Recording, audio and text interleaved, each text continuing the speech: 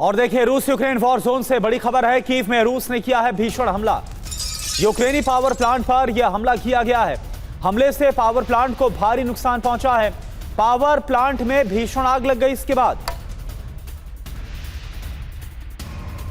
तो लगातार 2 दिनों से ट्रंप और ज़ेलेंस्की से फोन पर बात कर रहे हैं और उधर रूस में टॉमहॉक को लेकर फिक्र बढ़ती जा रही है। तिलमिलाहट में रूस ने शनिवार की रात से यूक्रेन पर भीषण प्रहार की शुरुआत कर दी है। यूक्रेन पर 100 से ज्यादा ड्रोन से हमले किए गए। यूक्रेन के 10 शहरों में धमाके हुए। ज़ेलेंस्की ने अमेरिका और यूरोप से जल्द एयर डिफेंस को मजबूत करने की मांग की है। यूक्रेन के कई शहरों में बिजली गुल है और रूस ने शनिवार को भी बिजली सप्लाई केंद्रों को टारगेट किया है, जिससे यूक्रेन में मुश्किलें और ज्यादा बढ़ गई। एक तरफ यूक्रेन का प्लान नाकाम हो रहा है तो दूसरी तरफ रूस तेज रफ्तार से हमले कर रहा है।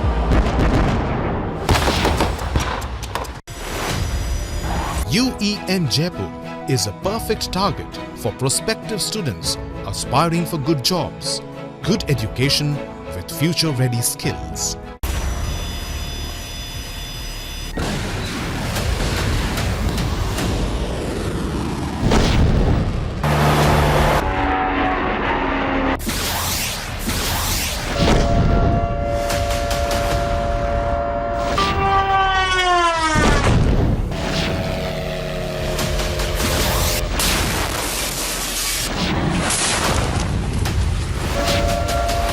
शनिवार रात को भी वही सिलसिला, हमले का वही तरीका जारी रहा।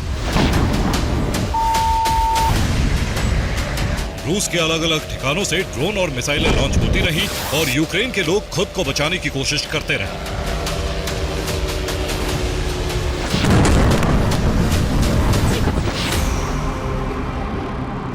रूसी सेना ने खार्किव को जलाने का अभियान जारी रखा। ज़ैपोरिज़िया में भी लगातार हमले हो रहे हैं। इसके अलावा चेर्निहिव में रूस ने जबरदस्त प्रहार किया। डोनेस्क में भी यूक्रेनी मोर्चों को तबाह कर दिया। शनिवार को पहले ज़ेलेंस्की और ट्रंप के बीच फोन पर बात होने की खबर आई और इसके कुछ देर बाद ही रूसी सेना ने यूक्रेन पर ताबड़तोड़ हमलों की शुरुआत कर दी।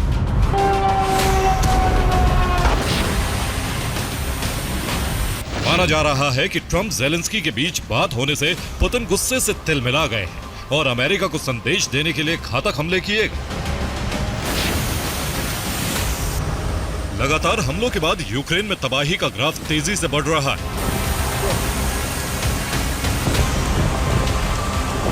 जिन इलाकों में बिजली स्टेशन ठीक करने का काम शुरू हुआ था, उसे रोकना पड़ा।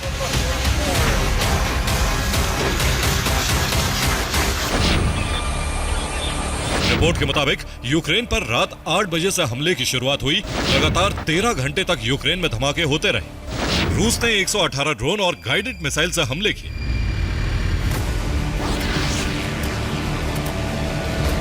लगातार हमलों की वजह से यूक्रेन की सेना भी मुस्तैद है और ड्रोन गिराने के लिए यूक्रेन में मौजूद तमाम संसाधनों का इस्तेमाल किया जा रहा है।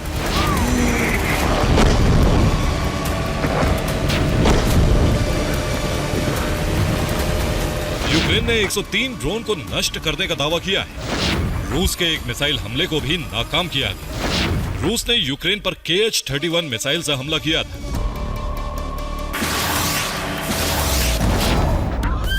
रूस के जिन ड्रोन को गिराने में यूक्रेन नाकाम रहा, उससे भारी तबाही हुई। यूक्रेन की कई इमारतों में आग लग गई।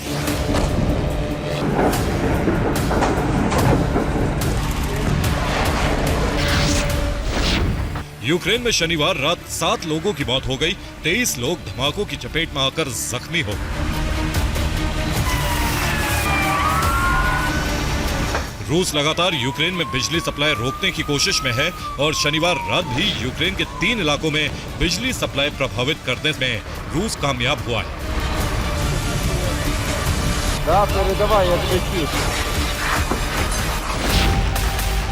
शनिवार को हमले के बाद ओडेसा में बिजली संकट और बढ़ गया है। डोनेस्क में भी बिजली सप्लाई रुक गई। खेरसोन में भी ब्लैकआउट का दायरा और बड़ा हो गया है। माना जा रहा है कि रूस यूक्रेन में भारी तबाही मचाकर अमेरिका को चेतावनी दे रहा है और ये जताने की कोशिश कर रहा है कि टॉम हॉक मिसाइलों की सप्लाई यूक्रेन के अंत की वजह बन सकती है।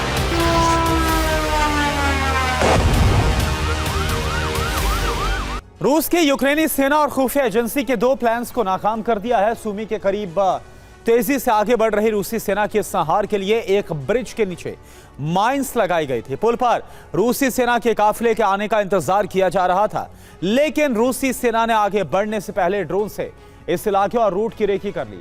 रूसी सेना ने खुद माइंस को ड्रोन से नष्ट कर दिया और यूक्रेनी ब्रिज नष्ट हो गया। रूसी सेना के काफिले को विस्फोट से उड़ाने का प्लान नाकाम हो गया और इसी तरह से फ्रंटलाइन पर रूसी सेना के मोर्चे पर हमले के लिए यूक्रेन ने सुरंग से हमले का प्लान बनाया था।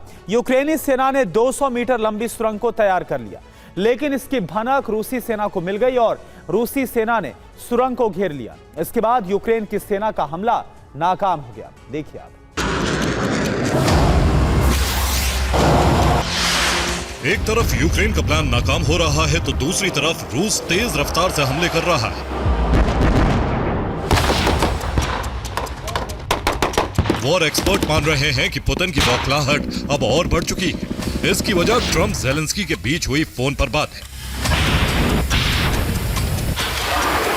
पुतिन को लग रहा है कि ट्रंप अब रूस के ऑपरेशन विंटर को पूरी तरह नाकाम करेंगे और टॉम हॉक से रूस पर हमले करवाएंगे।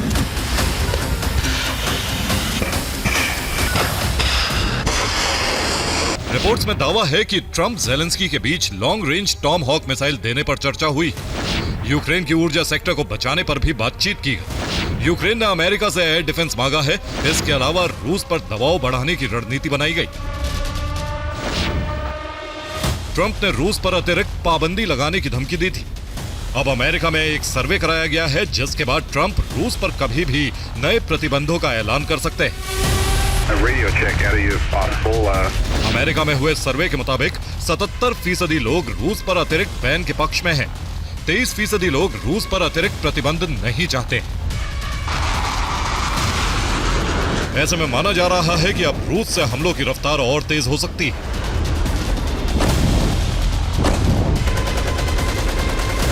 डोनेस्क में कब्जे का अभियान एक कदम और आगे बढ़ गया। जहां रूस का कब्जा नहीं है, वहां लोग बिजली संकट से परेशान। तो डोनेस्क में भी रूसी सेना ने बिजली स्टेशन पर हमला किया और उसके बाद से डोनेस्क में बिजली संकट है और लोगों को भारी परेशानी का सामना करना पड़ रहा है। बिजली की ऐसी किल्लत हुई कि कई ट्रेन रास्ते में ही रुक गई। इस बार उन जगहों को भी टारगेट किया गया जहां पर कीव के लोग शरण लेते हैं। रूस ने कीव में कई मेट्रो स्टेशन पर अटैक किया।